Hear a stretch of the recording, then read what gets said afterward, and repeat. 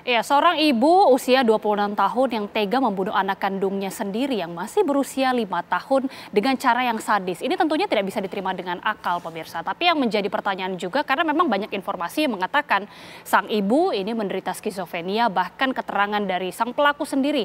Beliau mendapatkan bisikan goib. Kita akan menelisik dan juga mendiskusikannya bersama dengan sejumlah narasumber pada malam hari ini. Sudah hadir psikiater Ibu Zulfia Oktanida Syarif. Ibu selamat malam, Ibu Vivi. Selamat malam, Mbak Gita. Ya, dan juga bergabung secara virtual Wakil Ketua KPAD Bekasi, Bapak Nofrian. Pak Nofri, selamat malam. Selamat malam, Mbak. Sehat, Mbak? Ya, sehat, Pak. Saya awali mungkin ke Pak Nofri terlebih dahulu, karena Pak Nofri ini informasinya juga sudah berbincang, bahkan sudah mewawancarai begitu ya, sang pelaku, Ibu inisial SNF, bahkan juga menggali keterangan dari sang suami.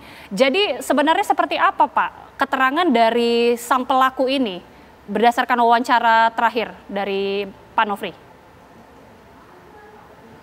Iya, wawancara ini sudah dilakukan oleh dengan beberapa tahapan, gitu kan, beberapa tahapan terkait bagaimana penelusuran perkara dan pengungkapan kasus, gitu kan, yang dilakukan oleh Polres dan juga oleh tim psikologi kami, gitu kan, KPAD dan Dinas DP3 Kota Bekasi, gitu kan. Dan ternyata dari hasil memang wawancara kami memang ada sebenarnya gangguan halusinasi sebenarnya. Walaupun pada saat proses awal bercerita, prolog, kita ajak berdiskusi gitu. Si ibu pelaku memang memiliki kemampuan komunikasi yang bagus gitu. Terstruktur, sistematis gitu ya. Bahkan ketika kita tanya bagaimana mengasuh anak, pola anak gitu. Si ibu bisa menjelaskan gitu kan. Anak itu kalau pagi harus seperti ini, kalau siang seperti ini, malam seperti ini gitu kan. Tapi memang saat timing tertentu lompatan pemikiran, ada lompatan komunikasi, pindah ke satu tema yang lain, gitu kan? Tema-tema yang mungkin tadi yang disampaikan juga di pengantar, gitu. Ada halusinasi seperti ada yang lewat, gitu kan? Ada yang bisikan, gitu kan ya? Ada seperti itu, kayak gitu. Nah, kebetulan juga tadi kita habis melakukan asesmen terkait suaminya, gitu kan, karena hari ini kita baru selesai tadi kita menyerahkan kepada suaminya terkait hari ini anak yang kita lindungi, karena memang fokus kita adalah bagaimana anak terlindungi dan tepat pada saat anak itu harus diserahkan. Oke. Jadi dari hasil wawancara dengan suami, gimana, Mbak? Iya, silakan dilanjutkan, Pak. Ya, secara umum suaminya kooperatif dan secara pemahaman pola didik, pola asuh itu baik gitu. Bahkan hubungan mereka pun suami termasuk yang tidak pernah melakukan kekerasan gitu. Bahkan ketika saya tanya pun saya cross check kepada istri gitu kan, tidak pernah juga melakukan kekerasan gitu kan. Kayak gitu. Berarti memang harus ada pengecekan lebih dalam nanti yang tadi sempat kita rekomendasikan juga, mungkin ada nanti tim psikiatri yang bisa mengungkap itu. Dan mungkin juga ini masih dugaan gitu kan, setiap perilaku hari ini kan juga terkait dengan latar belakang peristiwa-peristiwa yang masa lalu. Mungkin juga memang si ibu pelaku pernah memiliki trauma pada masa kecilnya, itu perlu nanti digali lebih dalam sebenarnya. Kayak gitu, Mbak, yang menyebabkan kejadian-kejadian yang meledaknya adalah pada peristiwa hari ini, kayak gitu. Trauma masa kecil apa, Pak, yang dimaksud? Apakah pelaku ini sempat mengatakan ada trauma masa kecil sehingga akhirnya timbullah halusinasi dan juga tadi dikatakan ada keterangan-keterangan yang tidak bersesuaian tadi? Iya, mungkin trauma masa kecil kayak misalkan pernah mengalami bully, pernah mengalami kekerasan gitu kan. Kondisi itu akhirnya yang akan berpengaruh terhadap psikologis si pelaku gitu. Nah, dari beberapa keterangan memang ada trauma seperti itu. Tapi masih butuh nanti pendalaman dari tim forensik. Oke, tapi berarti dari keterangan dari sang suami ini tidak pernah ada riwayat kekerasan yang dilakukan sang pelaku maupun tidak ada apa istilahnya KDRT lah atau percekcokan besar yang terjadi di keluarga itu, Pak? Sama sekali tidak ada? Ya, kalau terkait KDRT tidak terungkap ya, tidak ada gitu ya, tidak ada. Dan kalau cekcok debat mulut gitu, mungkin sempat tarik menarik gitu, itu pernah ada gitu kan, dan itu kan lumrah sebenarnya.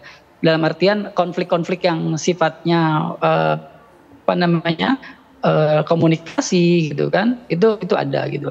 Dan saya melihat justru malah pihak suami berdasarkan keterangan yang saya dapat itu cukup perhatian, bahkan melakukan pendekatan-pendekatan ke istri ketika istri emosi, ketika istri apa namanya dalam kondisi yang dia butuh penenangan, suami itu bisa melakukan penenangan gitu.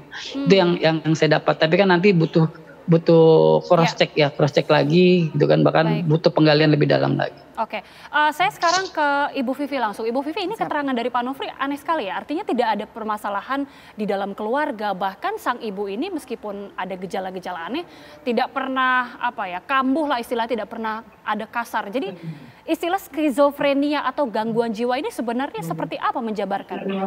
Iya, apabila memang sudah nanti terdiagnosis ya secara pasti bahwa ini suatu gangguan jiwa yang kita sebut skizofrenia, maka kita bisa lebih melihat background bahwa kondisi ini terjadi akibat adanya suatu gangguan pada proses berpikir si pelaku. Kalau memang si pelaku memang akhirnya terdiagnosis skizofrenia ya secara confirm ya, kita masih menunggu ya. Karena skizofrenia ini adalah salah satu gangguan jiwa yang berat yang mempengaruhi proses berpikir seseorang. Jadi mungkin kalau tadi Pak Nofrian bercerita bahwa sempat berbincang-bincang dan seperti kayak tidak ada permasalahan dalam komunikasi.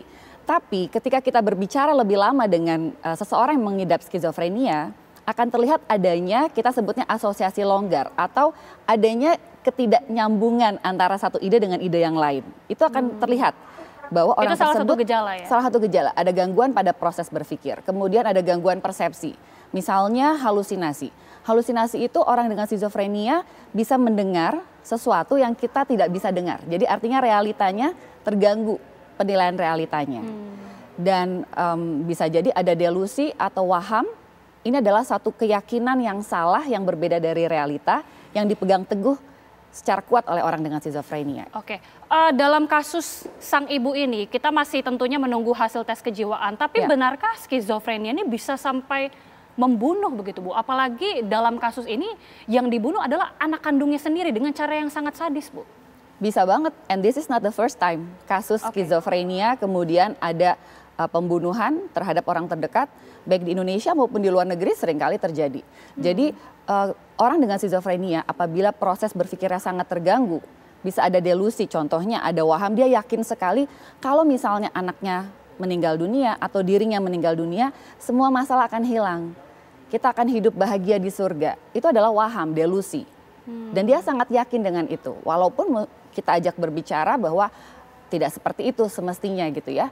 Tapi keyakinan itu tidak bisa tergoyahkan. Itu pada orang dengan skizofrenia. Atau ada bisikan yang menyuruh, ayo tusuk saja misalnya. Tusuk saja, karena kalau kamu nggak tusuk, kasihan anakmu menderita. Nah, bisikan-bisikan yang tadi Ibu sebutkan, itu halusinasinya itu pemicunya apa? Apakah jangan-jangan mungkin dari keterangan Pak Nofri, trauma di masa lalu begitu, apakah itu sampai bisa menimbulkan menjadi pemicu atau apa-apa saja sebenarnya? Ya, kalau kita bicara pemicu berarti kita perlu mencari permasalahan atau stresor sosial ya. Apakah itu masalah keluarga, masalah finansial, relasi, masalah support system, lingkungan dan sebagainya. Tapi pemicu itu hanya ujungnya saja. Kalau kita bicara gangguan jiwa, khususnya skizofrenia, kita bicara faktor yang sangat banyak, multifaktorial. Faktor biologis, genetik. Kemudian faktor tidak seimbangnya neurokimiawi di otak. Jadi orang tidak semerta-merta mengalami halusinasi kalau tidak ada aktivitas dopamin yang berlebihan di otaknya. Jadi memang ada gangguan secara biologis. Kemudian faktor psikologis kalau ada trauma masa kecil, pola pengasuhan yang salah, ada trauma-trauma bully, pelecehan dan sebagainya. Kemudian baru faktor sosial tuh ujungnya saja.